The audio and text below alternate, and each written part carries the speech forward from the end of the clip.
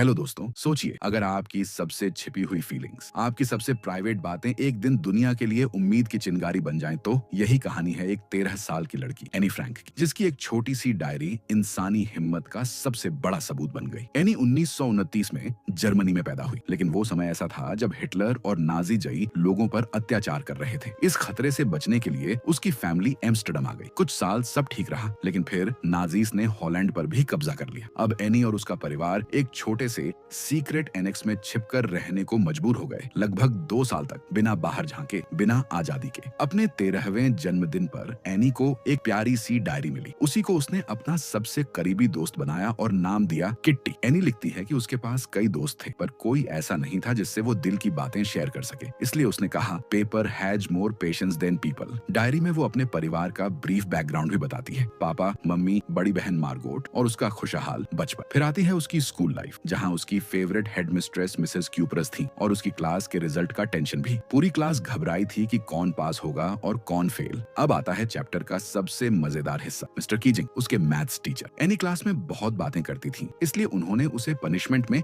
ऐसे लिखने को दिया, अ चैटर बॉक्स। पर एनी ने इसे स्मार्टली एक मजेदार तरीके से लिखा कि बातें करना उसकी इनहेरिटेड आदत है। फिर दूसरा ऐसे, एन इनकॉरिजिबल चैटर बॉक्स। और तीसरी बार तो टॉपिक था quack quack quack, said mistress chatterbox. इस बार एनी ने इसे एक फनी कविता की तरह लिखा, जिसमें एक डक फैमिली थी। मिस्टर कीजिंग को यह इतना पसंद आया कि उन्होंने क्लास में खुद मजाक करना शुरू कर दिया और एनी को कभी नहीं टोका। इन सब छोटी छोटी बातों में एनी की हिम्मत, उसका ह्यूमर और जिंदगी के प्रति उसका प्यार दिखता है, जबकि वो बाहर चल रही डरावनी दुनिया से छिप कर रह रही थी। दुर्भाग्य से बाद में नाजीज ने उन्हें ढूंढ लिया और कंसंट्रेशन कैंप भेज दिया, जहां एनी और उसकी बहन की मौत हो गई। सिर्फ उसके पिता बचे। उन्होंने एनी की डायरी दुनिया के सामने लाई और आज वही डायरी दुनिया को सिखाती है कि अंधेरे में भी उम्मीद की एक छोटी रोशनी इंसान को जिंदा रख सकती है। तो दोस्तों, यह थी from the diary of Anne Frank की कहानी, एक 13 साल की लड़की जिसने अपनी सच्चाई, अपनी बातों और अपने साहस से पूरी दुनिया को इंस्पायर किया। बाकी मिलते हैं अगले चैप्टर में। Take care, bye.